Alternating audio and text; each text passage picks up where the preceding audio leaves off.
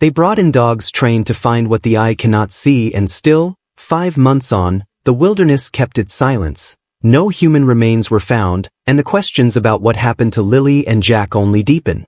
Hit subscribe and turn on the bell now so you get verified updates as investigators follow leads, test evidence, and keep searching for answers. Late last month, 2 specialized investigators and their police dogs spent 3 days methodically combing the Lansdowne Station property and the surrounding woods, covering roughly 40 kilometers of ground in search of any sign of the 2 missing children. These were not search and rescue trackers looking for a living scent in the immediate aftermath of a disappearance. These were human remains detection teams flown in for a focused, forensic sweep. Staff Sergeant Stephen Pike explained the basic premise plainly. The dogs are trained to detect the specific chemical profile of decomposition, and if they do not alert their handlers, it suggests they did not register that odor in the places searched. That statement matters. It is both an operational update and a narrow reassurance, but it must be read with nuance. Canine indications are powerful investigative tools, but they do not render a case closed. Whether the passage of time, ground conditions, prior human traffic, and the manner in which remains, if any, were concealed or moved can all influence whether a dog will indicate. Heavy rain can wash scent from the soil, strong winds can disperse odor plumes, and repeated human passage over a site can mask or confuse scent signatures. In practical terms, the dog's lack of alert reduces the probability that human remains were present in the exact zones searched at the exact times the teams were there. It does not categorically rule out the presence of remains elsewhere or at other times. Investigators understand those limits, which is why the canine sweep was one part of a broader, continuing inquiry rather than a final verdict. The areas searched were chosen based on a combination of prior tips, known paths, and physical clues gathered earlier in the investigation. The teams moved carefully across the family property, into adjacent woodlands, along intersecting trails, and across the utility pipeline corridor that cuts through the landscape. These corridors are often logical lines of movement. They create open routes through otherwise dense brush and can serve as pathways someone might use to leave or approach a property unnoticed. Searchers also examined the footprint of human activity around the home itself, including under decks and inside and surrounding the trailer that sits on the property. Enclosed spaces present a different set of conditions for canine teams. Airflow is contained, and odors can linger or become trapped in ways they do not in open air, which requires handlers to adapt their techniques. Documenting coverage over 40 kilometers is more than a perfunctory statistic. It reflects hours of careful, recorded work, GPS-tracked lanes, documented start and end points for each sweep, handler logs that note precisely where dogs indicated and how those indications were handled.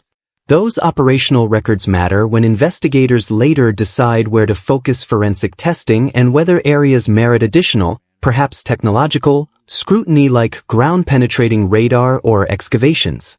Even with meticulous technique, the end result in this sweep was the same: no canine indication of human remains.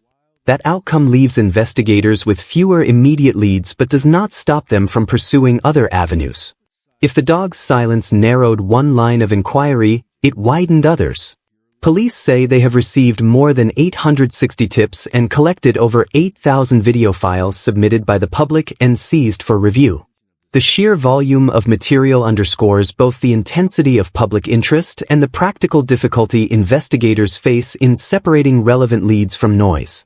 Each tip must be logged, triaged, and assessed for credibility. Every video file has to be reviewed, often frame by frame, for possible sightings, vehicles, or movements that match the timeline.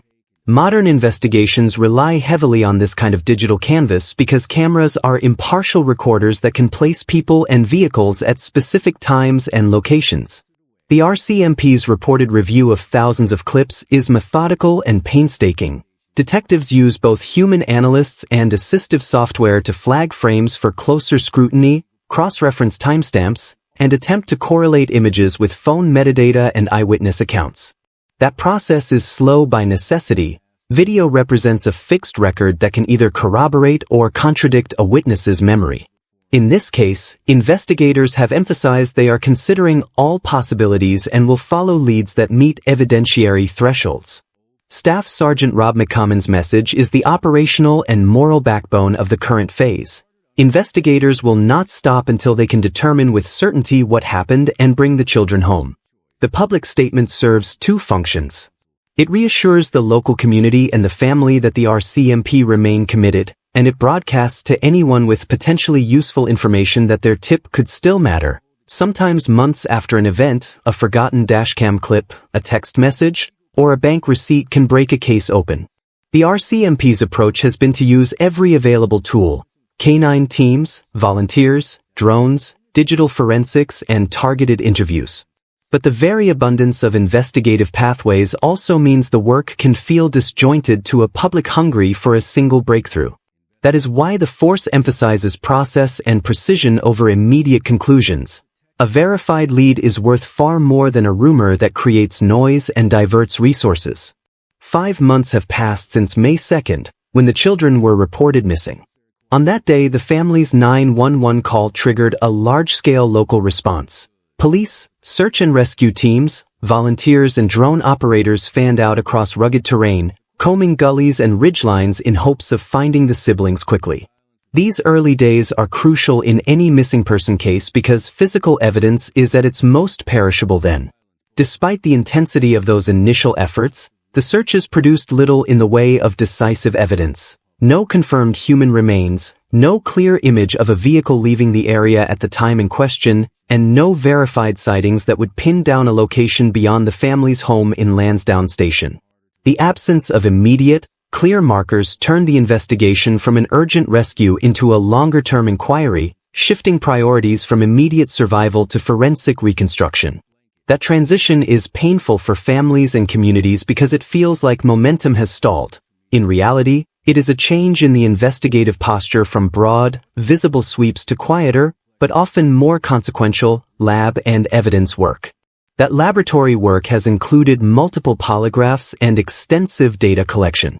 The RCMP conducted at least 4 polygraphs during the investigation, 2 on May 12th for the children's parents at the Bible Hill detachment, and others later for involved relatives including the children's biological father. Public summaries state that Martel's polygraph indicated he was truthful and that Brooks Murray's test likewise registered as truthful with respect to specific questions. The biological father also underwent testing and was deemed truthful. Polygraph results often draw intense public attention because they appear to offer a binary answer to complicated questions. But investigators and legal experts treat polygraphs as one investigative tool among many rather than as dispositive proof. Physiology-based tests can be influenced by stress, underlying medical conditions, or the nature of the questions asked. They can produce false positives and false negatives and are, in many jurisdictions, inadmissible in court as conclusive evidence. That is why investigators pair polygraph outcomes with objective materials, phone metadata, surveillance footage, bank records, and physical forensic results, before forming prosecutorial conclusions. Indeed, an investigator's comment included in documents released to media suggested that, at this point in the investigation, Jack and Lily's disappearance is not believed to be criminal in nature. That phrasing, while not a final determination, indicates where some lines of inquiry were trending at that reporting point. It also reflects the cautious language investigators use to manage both legal risk and the integrity of ongoing work. The investigation's public arc, canine teams, thousands of videos, hundreds of tips, polygraphs, and persistent searches, reveals both the strengths and limits of modern missing persons work. The strengths are clear: forensic science, digital recovery, coordinated volunteer networks, and interprovincial specialist units bring resources that were unimaginable decades ago. The limits are equally stark. Environmental conditions erase traces, human memory blurs timelines, public speculation creates noise, and legal safeguards slow access to digital records that may be crucial. Investigators face a triage problem every day. Which tip is credible enough to pursue, which piece of footage can be time-stamped and matched to other data, and which area on the landscape merits another, costly sweep with specialized teams. The RCMP's public statements reflect that daily calculus. They ask the public for credible tips, reiterate their commitment to following all lines of inquiry, and remind the community that evidence-driven work, not conjecture, will ultimately provide answers. What does this mean for family, community, and the public? First, the absence of canine alerts is not closure, it is data. It reduces certain probabilities and elevates the need to follow other lines. Digital footprints, witness corroboration, and forensic analysis of physical items already seized. Second, the accumulated tips and videos keep the investigative wings open. A single corroborated clip or a matching data point can focus searches and produce new leads. Third, the polygraph outcomes, while publicly reported as truthful for some tested individuals, do not end scrutiny. They are one element in a mosaic that investigators must assemble carefully. Finally, the investigators' commitment to continue until the circumstances are determined is more than rhetoric. It is a procedural mandate to keep using every lawful tool and to encourage anyone with relevant information to come forward. This is an open, painful story with no easy ending yet.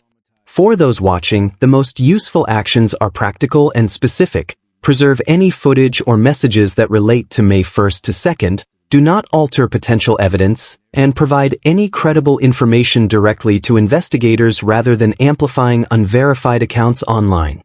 For the family and the community, the need for answers is both human and urgent. For investigators, the work is slow, meticulous, and legally bound. The RCMP say they will keep going until they can determine, with certainty, what happened, and those words are the cord that binds the ongoing inquiry. Hold space, but hold to facts. Keep pressure on the process to be thorough, and give investigators the breathing room they need to test, corroborate, and, when possible, act. We will continue to follow this story and report verified developments as they emerge.